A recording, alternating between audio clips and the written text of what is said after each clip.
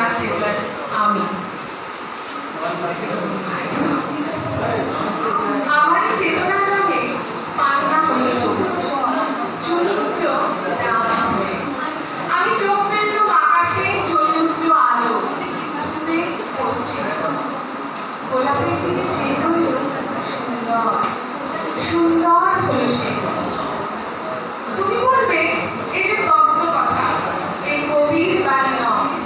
আমি বলবো এই কাব্য, এ সত্য, এ আমার অহংকার। অহংকার সমস্ত মানুষের হয়ে, মানুষের অহংকার বটে বিশ্বকর্মার বিশ্বশিল্প।